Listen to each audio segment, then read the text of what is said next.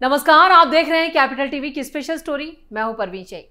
बिहार विधानसभा चुनाव में सबसे बुरी स्थिति में अगर कोई है तो वो है राहुल की कांग्रेस पार्टी, जहां हर तरफ मारधाड़ और बवाल ही बवाल मचा है।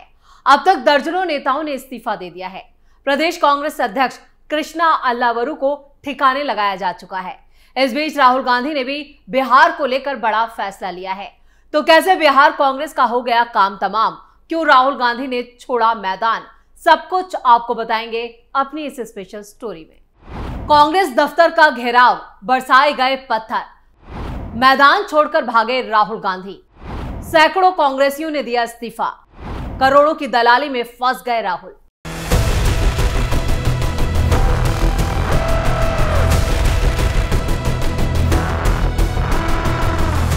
महागठबंधन में भले ही सीट बंटवारे पर फ्रेंडली फाइट के बीच सार्वजनिक मंच पर सब कुछ सामान्य होने का दावा किया जा रहा हो, लेकिन कांग्रेस में टिकट नहीं मिलने से नाराज दावेदारों का बवाल बढ़ता ही जा रहा है। पटना में लगातार प्रदर्शन कर रहे कांग्रेस नेताओं को मनाने के लिए एक बार फिर अशोक गहलोत पटना पहुंचे। उनके साथ कांग्रेस के दो और कद्दावर नेता वेणुगोपाल और अजय माकन भी पटना में मोर्चा संभाल चुके हैं। इस बीच बिहार कांग्रेस के प्रदेश प्रभारी कृष्णा अल्लावरू ने कहा कि पार्टी में टिकट बंटवारे को लेकर नाराजगी है, जिसे जल्द सुलझा लिया जाएगा। कृष्णा अल्लावरू पटना से दिल्ली पहुंचे, जहां बंद कमरे में राहुल गांधी के साथ अल्लावरू की बिहार चुनाव को लेकर मीटिंग हुई और साफ तौर पर राहुल गांधी ने कह दिया कि आप इन चुनावों से दूर रहें। इसके साथ ही अल्लावरू को जमकर डांट भी लगाई गई। खबरें तो ये भी है कि टिकट खरीद फरोख्त में बड़ी रकम दिल्ली तक पहुंचाई गई, करोड़ों में टिकट बेचे गए, जिससे कांग्रेस के अंदर बवाल ही बवाल मचा है।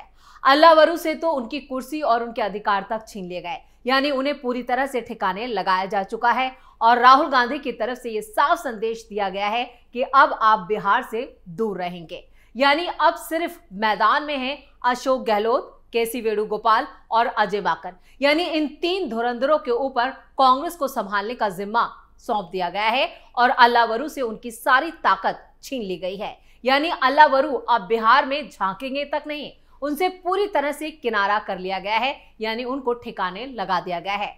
कांग्रेस में दलाली को लेकर जो आरोप कृष्णा अल्लावरू पर लगे, उसके बाद उसकी गूंज बिहार से लेकर दिल्ली तक सुनाई दी। 10 जनपद पर भी मीटिंग का दौर देखने को मिला, लेकिन कृष्णा अल्लावरू जो कांग्रेस के काफी यहां पर कहें कि राहुल गांधी के काफी करीबी माने जाते हैं, उनके बड़े चेले चपाटों में शामिल हैं और आसपास जो उन्हें एडवाइस दी जाती है वो उसमें भी शामिल हैं। लेकिन जिस तरह से अब राहुल गांधी ने कृष्णा अल्लावरू को ठिकाने लगाया है, उससे साफ हो जाता है कि बिहार कांग्रेस में अब बड़ा धमाका होने वाला है, क्योंकि जिस तरह से कांग्रेस दफ्तर का घेराव किया गया और उससे पहले कृष्णा अल्लावरू की गाड़ी पर जूते बरसाए गए और अब कांग्रेस दफ्तर पर पत्थरबाजी की गई है, उससे साफ हो जाता है कि कांग्रेस के हालात और भी ज्यादा बिगड़ने वाले हैं। यानी कृष्णा अल्लावरू भले ही बिहार छोड़कर दिल्ली आ गए हों और दिल्ली में राहुल गांधी ने उनसे उनकी ताकत छीन ली हो, लेकिन उसके बावजूद कांग्रेस में सब कुछ ठीक हो गया, इसके आसार कम ही नजर आ रहे हैं। नेताओं की बगावत से 10 जनपद पर मातम। अभी तो महागठबंधन की पटना में ज्वाइंट प्रेस कॉन्फ्रेंस हुई थी। 28 अक्टूबर को साझा चुनावी घोषणा पत्र जारी करने की बात कही जा रही है। इस बीच कांग्रेस में बगावत की आग बेकाबू हो गई है। हालात ऐसे हो गए हैं कि महागठबंधन में पड़ी गांठ सुलझाने के बाद लौटे अशोक गहलोत को फिर से पटना आना पड़ा। इस बार कांग्रेस में बगावती तेवर अख्तियार कर चुके पार्टी नेताओं को मनाने के लिए केंद्रीय कमान ने दिल्ली से 3 कद्दावर नेताओं को पटना भेज दिया। इधर इस बीच खबर आ रही है कि बिहार कांग्रेस प्रभारी कृष्णा अल्लावरू की विदाई हो चुकी है। बिहार विधानसभा चुनाव में प्रचार का शोर खूब सुनाई दे रहा है, लेकिन इस प्रचार के शोर के साथ कांग्रेस में नाराजगी और बगावत को लेकर उठी आंधी ने पार्टी को हिलाकर रख दिया है। हालात ऐसे हो गए हैं कि पार्टी के 3 केंद्रीय नेताओं को पटना भेजा गया। जब से बिहार विधानसभा चुनाव की सुगबुगाहट शुरू हुई थी, तभी से महागठबंधन में सीटों के बंटवारे को लेकर बातचीत चल रही थी। बात चलते चलते इतनी दूर पहुंची कि नामांकन और नाम वापसी की तारीख तक खत्म हो गई और बात नहीं बनी। उसके बाद बारी थी महागठबंधन के साझा चुनावी घोषणा पत्र की। वैसे तो ये घोषणा पत्र सीटों के बंटवारे की घोषणा के बाद की जानी थी, लेकिन ना सीटों के बंटवारे की घोषणा हुई और ना ही साझा प्रेस कॉन्फ्रेंस की गई। खैर, नामांकन की तारीख बीतते बीतते जैसे तैसे अशोक गहलोत ने बीच में दखल देकर मामला शांत कराया। तो अब बिहार कांग्रेस के भीतर असंतोष की आग इतनी फैल गई है कि इसे काबू में नहीं किया जा सकता। इस आग की लपटों में कांग्रेस के चुनावी अरमान और सूबे की सत्ता पर राज करने का ख्वाब जलने की आशंका बढ़ गई है। पटना पहुंचे अशोक गहलोत, वेणुगोपाल, अजय माकन। बिहार में कांग्रेस को गठबंधन की तरफ से 61 सीटें मिली हैं, जिसको लेकर पार्टी में पहले से ही असंतोष बढ़ गया है। नामांकन प्रक्रिया शुरू होने के साथ पटना में कांग्रेस नेताओं का शुरू हुआ प्रदर्शन अभी भी जारी है। पार्टी नेताओं का आरोप है कि बाहरी नेताओं को टिकट दिया गया, जबकि पुराने कांग्रेसी नेताओं और कार्यकर्ताओं को दरकिनार कर दिया गया। पार्टी के सीनियर नेता और बिहार चुनाव पर्यवेक्षक अशोक गहलोत, संगठन महासचिव केसी वेणुगोपाल और चुनाव स्क्रीनिंग कमेटी प्रमुख अजय माकन शनिवार देर रात शाम पटना पहुंचे थे। तीनों नेताओं ने सीधे सीधे प्रदेश कांग्रेस कार्यालय सदाकत आश्रम वो नहीं गए, बल्कि वॉर रूम में देर रात तक स्थिति पर मंथन करते रहे। पार्टी कार्यकर्ताओं को मनाने पहुंचे अशोक गहलोत ने मीडिया के सामने भी बड़ा बयान दिया। उन्होंने कहा, जो पुराने पक्के कांग्रेसी हैं उन्हें पार्टी के हित का ख्याल रखना चाहिए। मतदान की उल्टी गिनती के बीच इस तरह से विरोध प्रदर्शन और नाराजगी जताने का नुकसान पार्टी को चुनाव में उठाना पड़ सकता है। चलिए, लगे हाथ अशोक गहलोत ने दावा किया कि समय रहते सभी नाराज पार्टी कार्यकर्ताओं को मना लिया जाएगा। बताया ये जा रहा है कि पटना पहुंचे तीनों नेताओं ने यानी अशोक गहलोत, वेणुगोपाल और अजय माकन जल्द ही बागी नेताओं से मुलाकात कर उनकी समस्याएं भी सुनने वाले हैं, उन्हें मनाने की कोशिश भी करेंगे। बिहार चुनाव को लेकर महागठबंधन के नेता भले ही एकजुटता की बात भी करते रहे हों, लेकिन जमीनी स्तर पर नेताओं और कार्यकर्ताओं के दिलों में दूरी साफ दिख रही है। इसका ताजा उदाहरण नालंदा जिले में देखने को मिला। नालंदा जिले में महागठबंधन के भीतर मतभेद अब खुलकर सामने आने लगे हैं। महागठबंधन में शामिल 5 घटक दलों ने संयुक्त प्रेस कॉन्फ्रेंस कर कांग्रेस प्रत्याशी उमर खान को समर्थन देने का ऐलान किया, लेकिन इस प्रेस कॉन्फ्रेंस में सीपीआई उम्मीदवार शिव कुमार यादव और उनके समर्थकों को पूरी तरह दरकिनार कर दिया गया।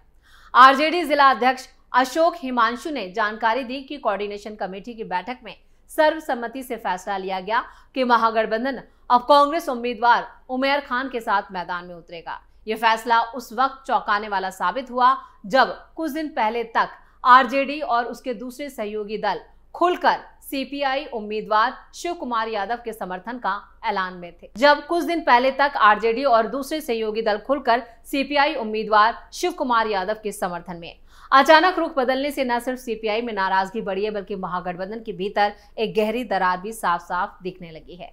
सीपीआई उम्मीदवार शिव कुमार यादव ने कांग्रेस उम्मीदवार को समर्थन देने से साफ इनकार करते हुए कहा कि उमर खान तो पैराशूट से चुनाव में उतरे हैं, उन्हें यहाँ की जमीन और जनता की नब्ज तक का अंदाजा नहीं है, यानी ये लोग आपस में ही लड़ झगड़ रहे हैं। अगर महागठबंधन आलाकमान की तरफ से लिखित आदेश मिलता है तभी हम आगे का फैसला लेंगे। फिलहाल बिहार शरीफ विधानसभा क्षेत्र में महागठबंधन की अंदरूनी खींचतान तेज हो गई है। एक तरफ कांग्रेस समर्थक अपनी ताकत दिखाने में जुटे हैं, तो वहीं सीपीआई भी अपने स्टैंड पर अडिग है। यानी सीपीआई जितने भी उसके नेता हैं वो चुनाव प्रचार में पहले ही कांग्रेस आरजेडी से अलग दिखाई दे रहे हैं और अपने लिए अलग से चुनाव प्रचार कर रहे हैं।